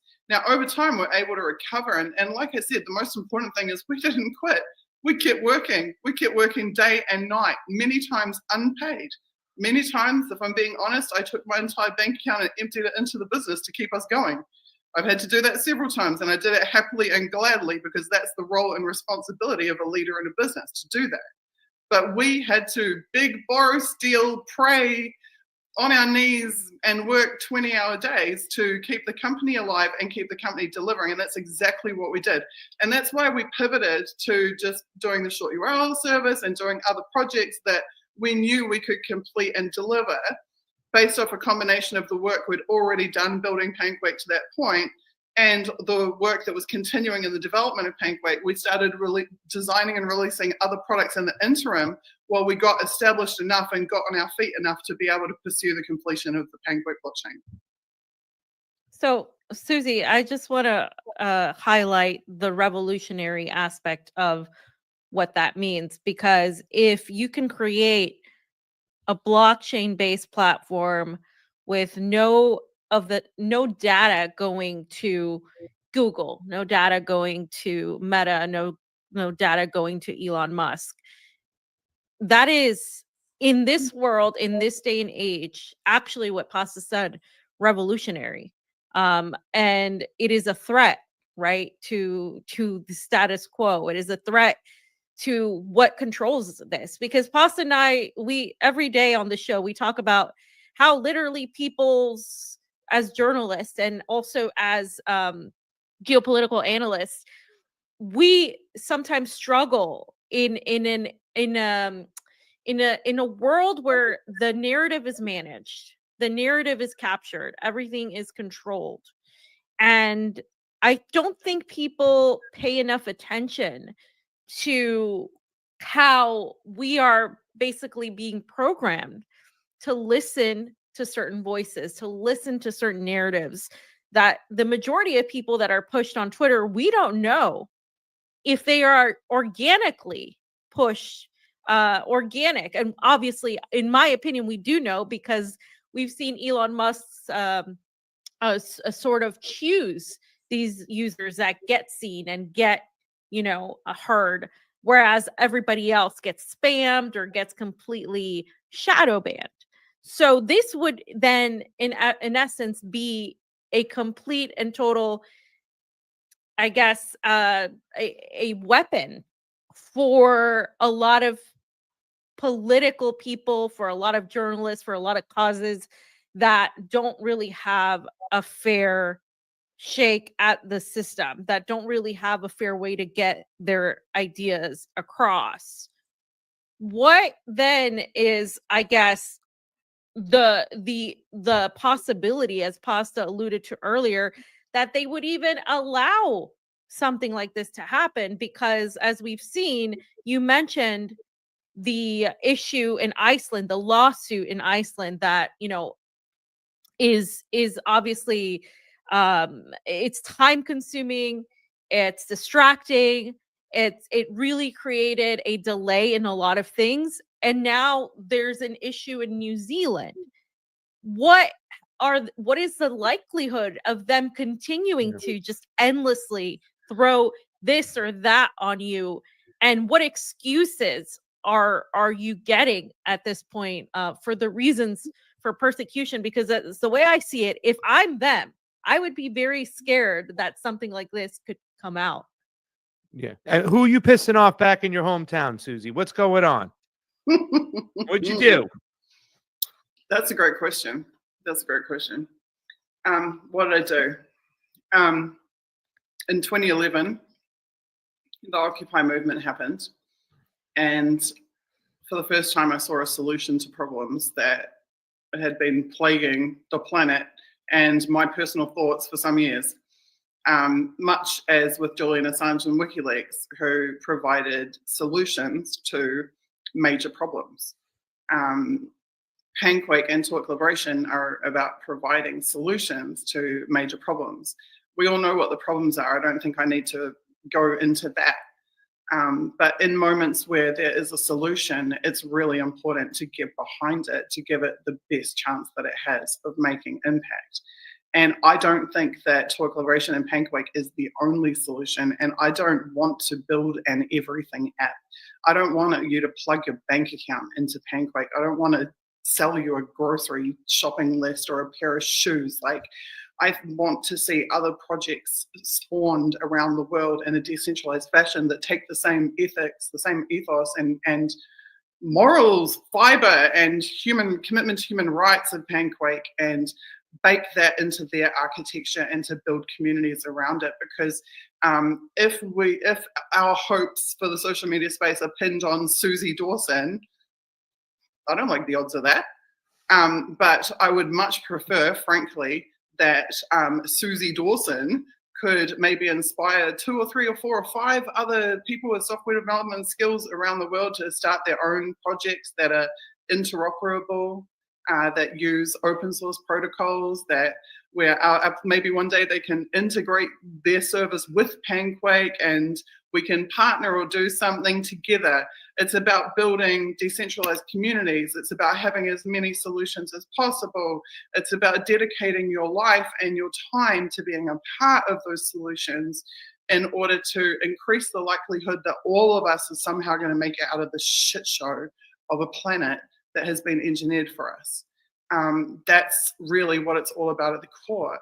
And in New Zealand, I chose to stand up and be active and try and throw my support behind movements so that we could affect change. And sometimes we were kind of successful, and sometimes we weren't successful at all. And sometimes we did some things that were actually really significant to the culture and to the political history of my country. It's very much a mixed bag of tricks when you're up against a international global military industrial complex with its tentacles in every layer of society and culture. Like, you can't, I'm hearing Ray McGovern in my head saying we don't fight because we'll win, we fight because it's the right thing to do. That's what we need to do. We can't choose the sit on our ass and do nothing option. We can't choose the give in, or even worse, participate in the tyranny option. We have to fight because it's the right thing to do. And I still very much believe that, and everything about my life and where I live and what I do and who I do it with and everything else is all based around the fact that I made that decision to take whatever mental resources I had and relationships I had and be a part of the change, be a part of the change in the right direction. So to more directly answer your question, I'm fully aware of what these people will do to try and shut down Panquake. I've been subjected to it for 4 years. I knew it would happen before we even started the project. And yeah, it's going to be ugly, and it's probably going to get worse. And yes, in New Zealand, the establishment do not like me because I was a truth teller. They didn't like my journalism. They didn't like my activism. I exposed abuses of intelligence agencies, and both international intelligence agencies and national intelligence agencies in New Zealand. They punished me greatly for that. Ultimately, I had to leave my country because of it. In later years, I was pretty thoroughly vindicated when the truth came out that, sure enough, exactly what I was saying all along had been happening, and who I was saying was doing it had in fact been doing it. Nice to have that vindication, but not nice that those people are still in positions of power to this day and still abusing their power and still hurting people. And fundamentally, I want my life to be about creating systems that protect people and not that hurt people. And that's exactly what Panquake is. It is a system that protects people instead of hurting them in an industry where harm is inflicted upon people every day unnecessarily. So we know now what you've experienced with your personal critics, right? Like we know people in the same circles who've been close to you, some people who still believe in you, some people who don't believe in you. You've gone through the banking issue right now where they're deplatforming you. Obviously, they're doing it through a different method of, seizing your funds to the tune of 9-10 months. You can't ignore that stuff. That stuff exists, right? So I think that lends credence to what you're trying to do, because if the banking industry is trying to stop you, you must be a threat to them. You understand that the ruling class, right? I mean, your history with WikiLeaks and Julian Assange and stuff. I mean, he was creating a system that was very much liberating, where people can tell, what the government is doing without, knowing the person they're talking to at times, creating this system where it was just all about the liberation of the way politics and what the ruling class is doing. The real meaning of the fourth estate, as Fiorella would say, is to hold the government accountable, right? The fourth estate. That's what real journalism's about. That's what it's meant to be, a journalist. You've seen all this happen now in front of you. What is the immediate plan now to get this over the finish line? Because, I've said to Fiorella, regardless of anything that happens to Susie, whatever, yada, yada, yada, I don't see the ruling class ever allowing a platform that's going to be open sourced and have transparency where they can't control the narrative. They'll never let Susie's Panquake take place because they will not allow it. Simply no way, right? But we've seen situations, some people point to Pavel Durov and, Telegram, they snatched him up because he was also saying that he wanted to produce something with transparency. It seems like now he's probably given in to the ruling class and is going to give them what they want, their back doors and everything they need to get. But what do you see? What do you need right now? And what's the plan for the immediate future to get this over the finish line? I'm smiling because I think Fee knows that in our organization, there's no shortage of plans. We're pretty thorough. without planning. What would you tell the people out there, the immediate plan, who kind of, they don't get the purple and orange and the yellow out there as much as they should, right? Like they used to be really excited for it. They thought the Panquake would be out. Look, I think that a big part of that is me, because to be honest with you, I didn't even bother going back to Twitter for the last several years. I haven't seen a single tweet. I haven't really posted videos. I haven't really done any interviews because I've been working with my development team 24/7. So that's how I spend about 20 hours a day, if I'm being honest. About 20 hours a day of my life is spent bridging 3 shifts across 3 different time zones around the world, working with UI UX designers, working with software engineers, working with DevOps, working with analysts, working with architects. This is what I do day to day. I'm not a content creator. I respect what content creators do because I know how time consuming it is and how much thought and effort and energy goes into it, and how tied you are to continuing that journey of being a content creator. But for me personally, that's not something I ever wanted to do. I didn't even want to be a public figure. I mean, if you actually know anything about me, I did everything I could to not get on stages, to not speak at events, to not do interviews. I have avoided the public eye by every possible means, except that on occasion, I've needed information or truth to get out to the public, and I've had to step up and be that person who did it. That's why I made my documentary Diary of a Person of Interest, because I needed people to have access to that information. It's why I did all of my journalism. I never wrote an article because, I was just reporting news or whatever. I wrote articles where there was an absolute dire necessity for people to have access to information and to know and act on information. And so I became the conduit for passing on that information, not out of a personal aspiration to become a journalist, but out of a fundamental need for that process to happen. And that's how I'm pretty sure that's why Julian started picking up and promoting my work way back in 2014. He saw the scraps I was having on the ground in New Zealand. He knew I was being targeted. Many people who are actually smart and actually read people's work and consume their work were able to see what was going on there. The writing was on the wall way before I ever left New Zealand as to what was happening. And if you study my work, if you read the articles I wrote, if you watch the videos I made, if you read the architectural documentation I've released and the other things, the published work of Panquake, which is a significant body. I mean, we've got something like 60 updates, I think, over the last 4 years. If you actually consume that content, you will come to your own understanding and your own truth about this journey and what's going on and where we're going and the kind of level of effort and drive that we've given it, without me having to sell it to you. You yourself will discover, you will make the discoveries, and you'll be able to see the writing on the wall of what's going on and what we're up against and how far we've come despite all of that shit that's been thrown at us and that will continue to be thrown at us. Super smart people will do their own research. They won't believe what some dude DM'd them on Twitter saying, "Don't like Susie." Like, they'll actually go, I just read Understanding World War III in 2016, where Susie just predicted kinetic action between Russia and NATO. And they'll go, oh, wow, she actually was an investigative journalist with 100 source materials in a single article, and that's why Julian Assange was sharing her work. Like, they'll work these things out for themselves. They won't need to look at a popularity contest online to decide whether or not I have credibility. The credibility is in the work product. Absolutely. Yeah. And that's undeniable. Yeah. And so the final part of that is right now we're going to be on hold until we take care of all these. When is Panquake coming out? Well, I think there are people who oppose us that really, really want to know the answer to the question.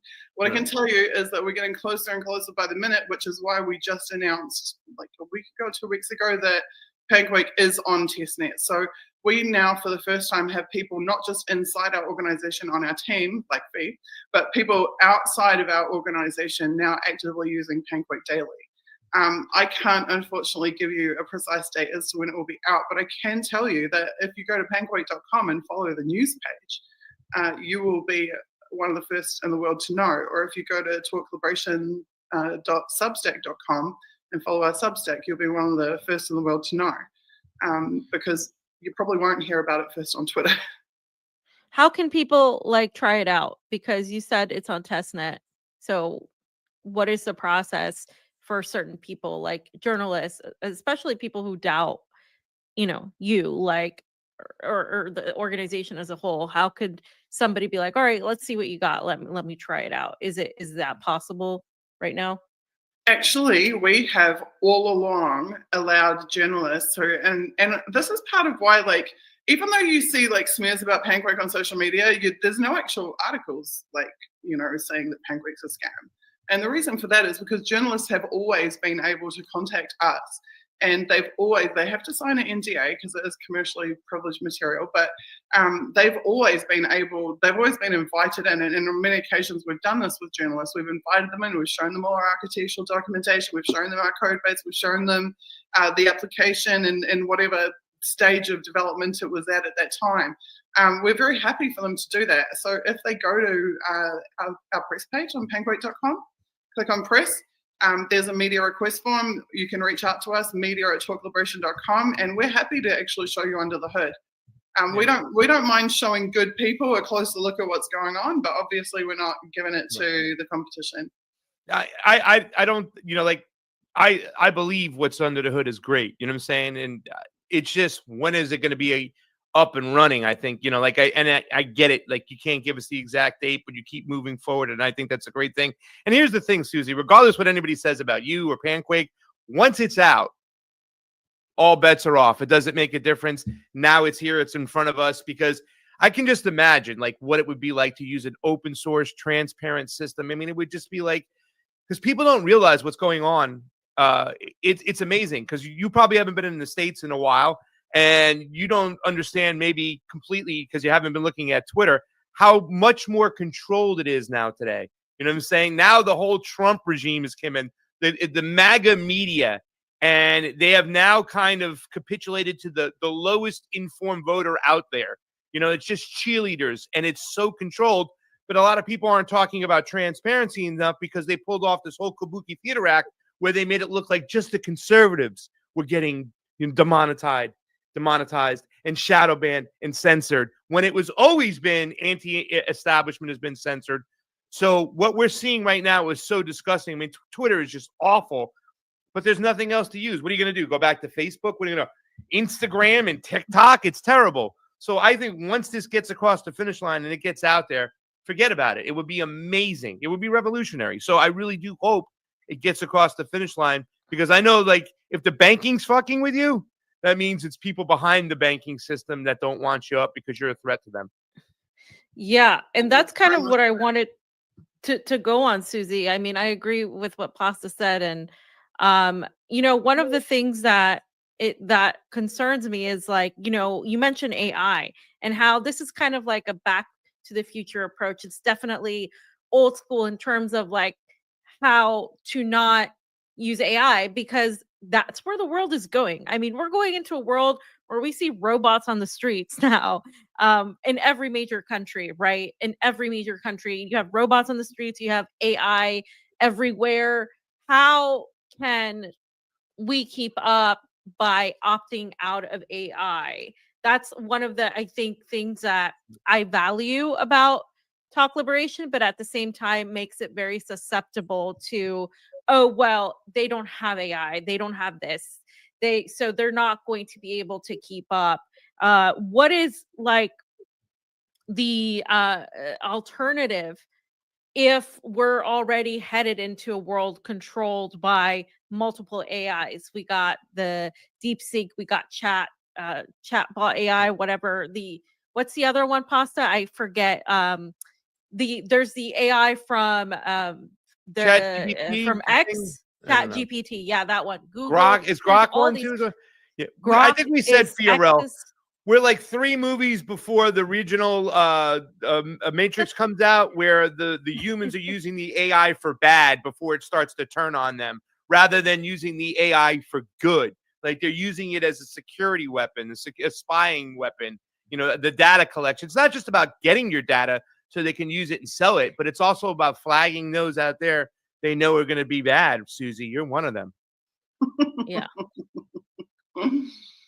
I think AI is a giant experiment on users, and I don't think that they actually know what they're going to get out of the AI in many cases. And I don't think that AI is in software is producing a better user experience, and it's not producing better business outcomes. At the moment, they've got businesses spending enormous amounts of money on subscriptions to AI that in the warranty says this is an experiment, a research experiment under development, and therefore we take no liability for the actual real world impacts of what this does to your business, your staff, your workflows, your sales, your customers. I think it's a matter of seconds if it's not happening already where AI integrated into businesses actually starts to systematically sink those businesses and put them under. And I think that we are headed towards a moment similar to the first .com bubble, where this AI investment of companies all around the world, because when we talk about AI investment, we think about the like top level of it, of like hundreds of billions getting invested in these big companies, but we don't think about the people who are paying $1,000 a month for their little AI agent that's been marketed to them as like the future of their business, and therefore they should do it, or 10,000 a month or 100,000 a month that they're paying for it. I think that it's going to sink a lot of businesses. I think that a few leaders will emerge out of that, such as happened with the .com bubble, but there will be widespread economic disruption in the commercial sector because of it. And I think that businesses who are biding their time and waiting before integrating AI into their systems are going to come out of this way better than ones that are diving straight in and trying to replace their workforce, because the AI is not up to the job of replacing the workforce. There are some things that it may be useful for, but it can also produce really unpredictable outcomes, and in some cases really damaging outcomes, as we've been doing a lot of reporting on in our Talk Liberation Substack about, actually.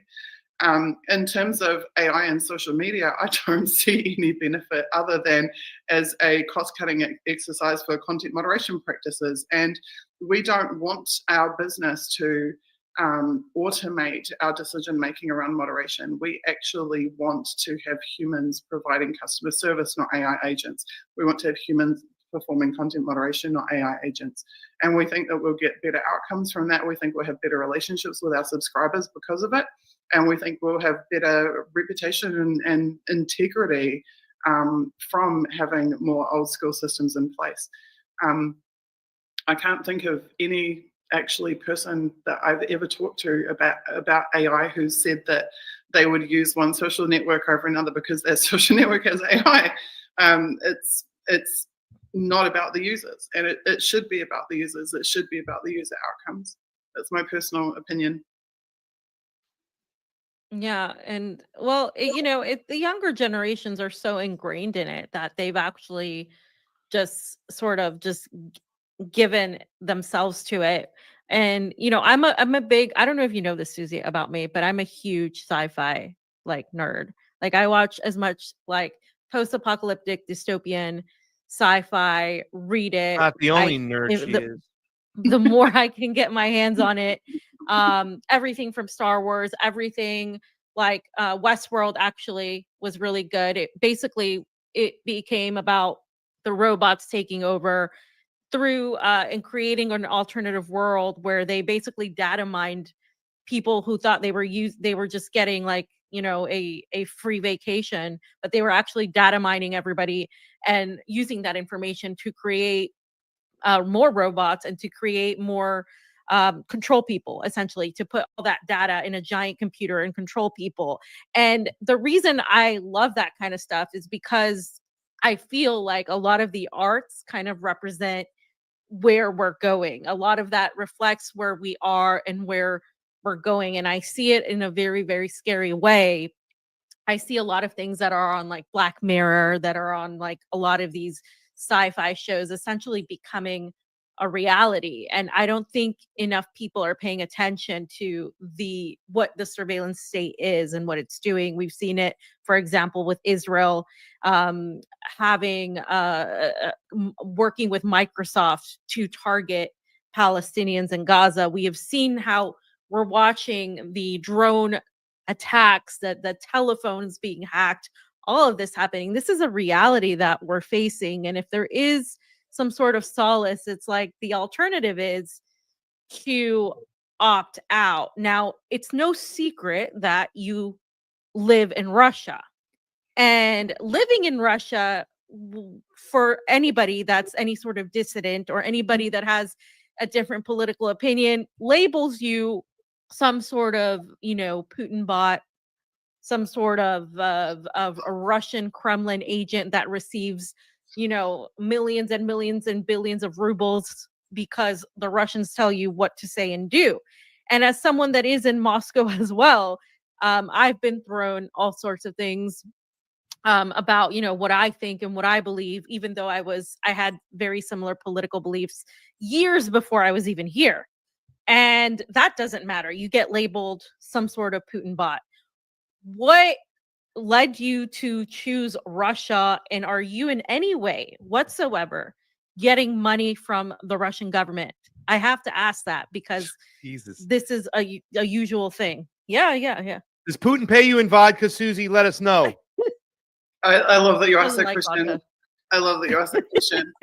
No, I've never met Putin. I don't live in one of his palaces. I've been here, which, believe it or not, Sergei Lavrov. I've been You met accused of Lavrov. that. Why? So I thought I'd just clarify. 2 weeks ago, I was asked in a compliance meeting with an international business supplier if I had a Russian oligarch husband. Aha! Do you, Susie? Do you? The funny part, I'll tell you what, the funny part about that, after I said, what?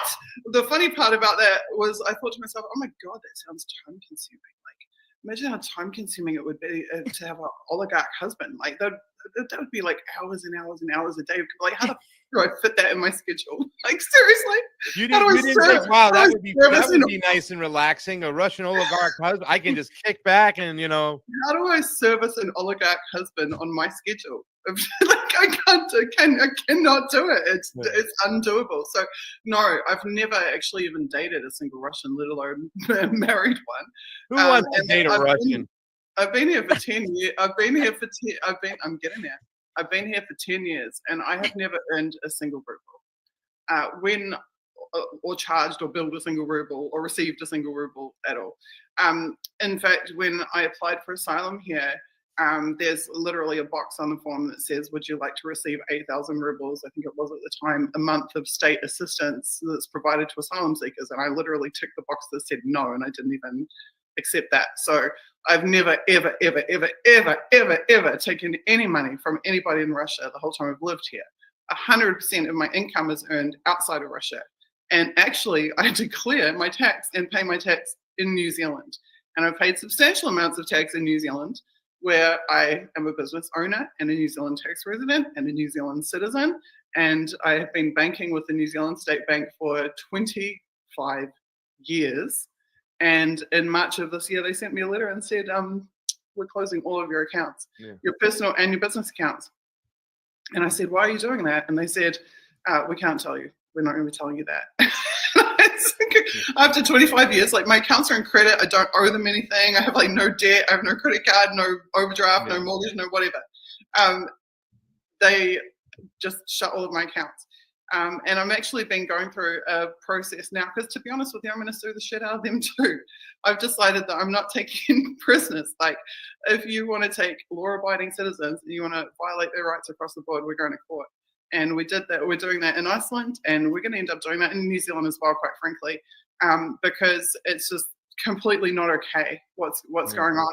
And so I've actually got some disclosure documents from the bank through the Banking Ombudsman Office in New Zealand, which is like how you can achieve some level, I will reiterate, of recourse when you are having issues with the banks. And in those disclosure documents, lo and behold, it actually says, do not tell Susie why her bank accounts are being shut down. Like, it was literally premeditated that they wouldn't give me a reason. And now it seems that the reason is, or the reason that they are claiming is that it was a change in bank policy, like their general policy, which has led to me being debanked in New Zealand.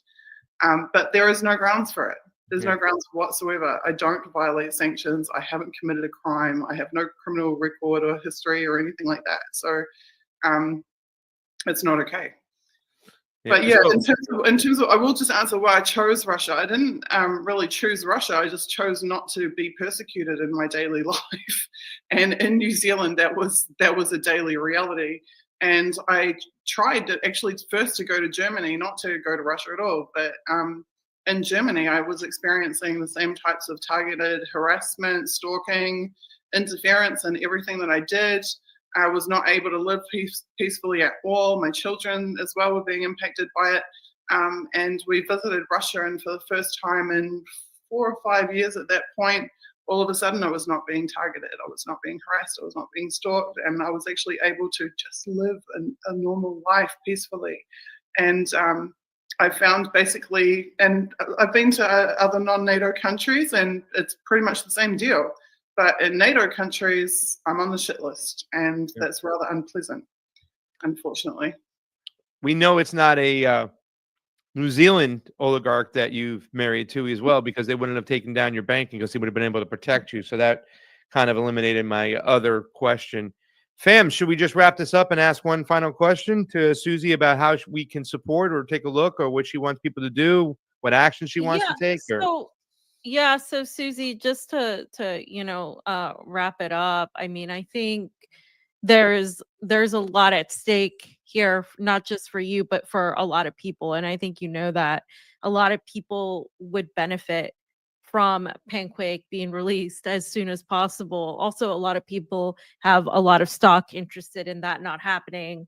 I have tested it, and I have seen what it is. And one of the words I used when I first saw it was, this is revolutionary.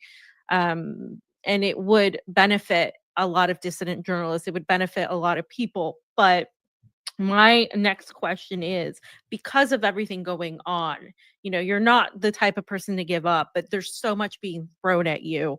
A lot of these accusations, not just from people in the establishment, but people in the anti-establishment, a lot of just coming from every which way. And I know, as somebody that likes nuance in discussions, sometimes I get accused of things by opposing teams. So you end up pretty much, fighting, I guess, a war on multiple fronts, right? And I think it's important to address where Panquake, where Talk Liberation in general, right, the company itself, is going, and anything that you would like people to know, both supporters and perhaps those that don't support you.